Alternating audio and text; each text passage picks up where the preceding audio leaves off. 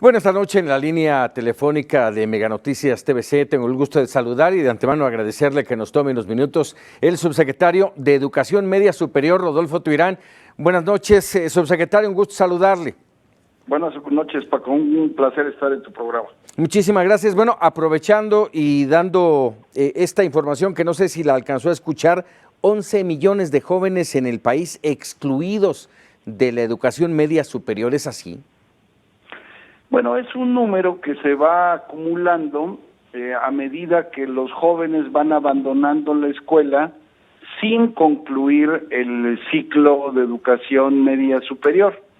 Y pues es un número muy significativo, aunque también debo decir que existen programas que le denominamos segunda oportunidad, que los jóvenes a los cuales los jóvenes pueden recurrir para concluir este nivel educativo. Es el caso de la prepa abierta, de la prepa en línea y de una variedad de programas que además se articulan con programas de formación para el trabajo. Sí. Entonces, es cierto que la acumulación es enorme porque el fenómeno del abandono escolar en esos niveles y a esas edades es todavía muy elevado. Apenas en 2012 el abandono escolar era del orden del 15% en la educación media superior, y eso significaba alrededor de 650,000 jóvenes que dejaban la escuela cada año, de manera que la acumulación de estos jóvenes son los que provocan un fenómeno de esta naturaleza de enorme envergadura y que finalmente incide en sus niveles de bienestar presentes y futuros, y no solo los de ellos, sino de sus eventuales familias. Y algo se tendrá que hacer a final de cuentas para no tener estos resultados, ¿no? Sí, efectivamente, ya se hacen algunas cosas, pero también es cierto que debe de haber una respuesta integral para un fenómeno de esta envergadura, Paco. Así es. Doctor, dígame una cosa, ayer, y ese era realmente el motivo de nuestra llamada, ayer compareció el secretario Aurelio Nuño ante diputados, y yo de entrada le preguntaría cómo calificar esta comparecencia. Bueno, fue un ejercicio esencialmente democrático en donde se expresaron muy diversos puntos de vista.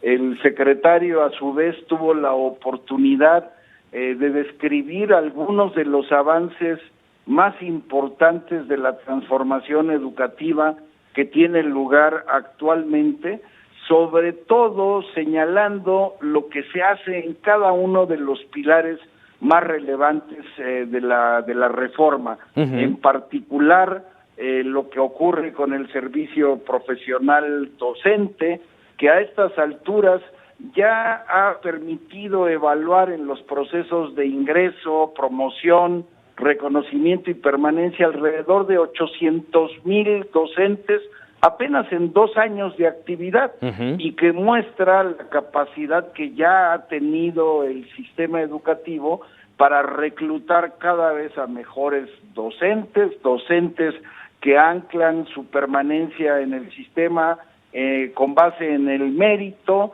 y en una serie de características que son propias del servicio profesional docente. Entonces, el secretario, por ejemplo, tuvo la oportunidad de hablar sobre este tema, como también de las diferentes acciones que se están llevando a cabo para colocar la escuela al centro, como se denomina uno de los programas, y que básicamente busca mejorar la infraestructura de esos planteles y reorganizar la escuela para romper con el modelo de escuela burocrática y autoritaria y construir un nuevo tipo de escuela, una escuela abierta, donde sobre todo los niños aprendan a aprender. Estas son algunas de los temas que abordó. Hubo algunos temas que no tuvieron controversia alguna y otros temas que fueron básicamente utilizados para provocar una reacción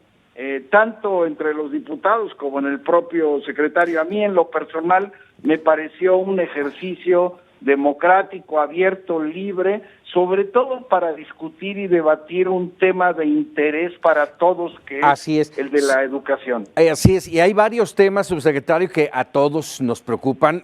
Hablamos de cómo van los avances de la reforma educativa, cómo van los avances en el nuevo modelo educativo, el conflicto magisterial que finalmente, pues ahí está flotando todavía sin terminar, ni para bien ni para mal.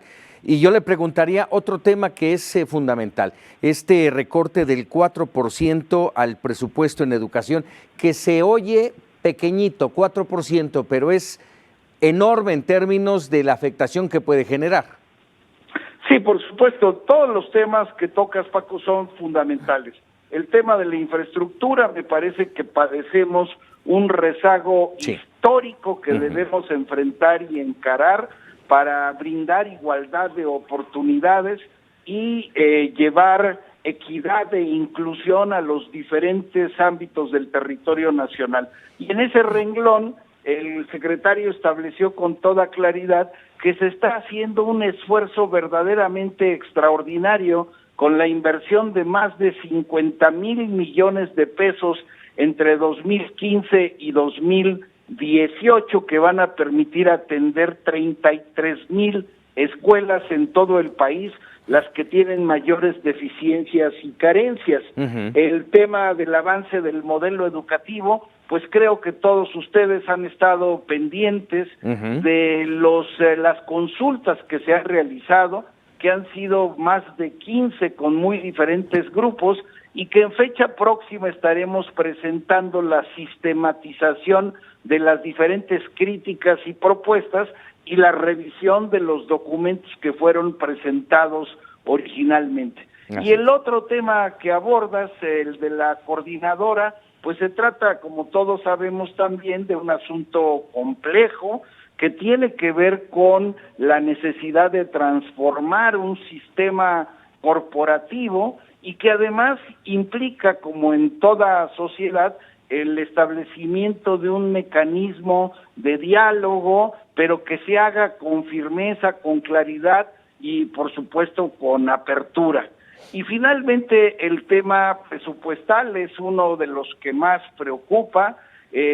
Vivimos una coyuntura económica y financiera que obliga al país a reducir los recursos presupuestales, y estos se aplican pues obviamente en toda la estructura del gobierno federal, e incide también en los recursos puestos a disposición de los gobiernos estatales. Como ya se dijo, se trata en el caso educativo, de una reducción del 4%, que muestra también responsabilidad del propio sector, pero que también muestra las posibilidades de maniobrar para establecer con toda claridad los programas prioritarios, y que al mismo tiempo no provoquen afectar prestaciones y salarios de maestros. Entonces hay condiciones que impiden, digamos, que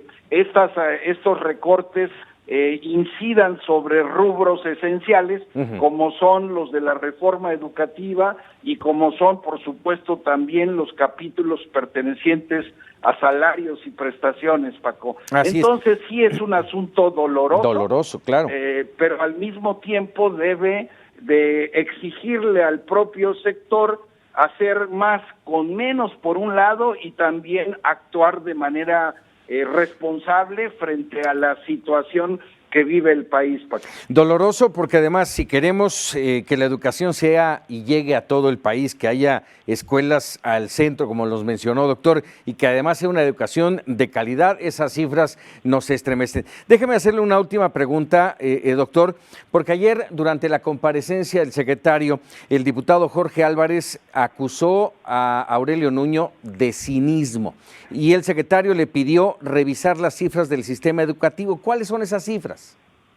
Bueno, estaban hablando, entre otros, justamente de los avances de la reforma, por un lado, y de las reducciones presupuestales.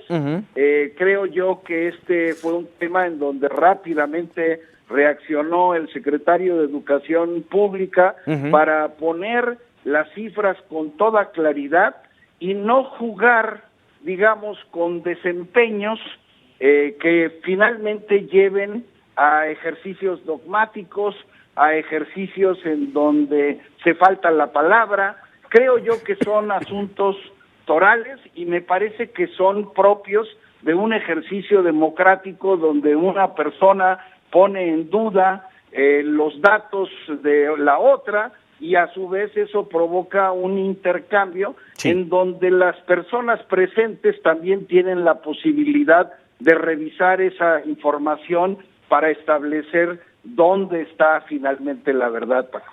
Así es, vamos, son las cifras son buenas.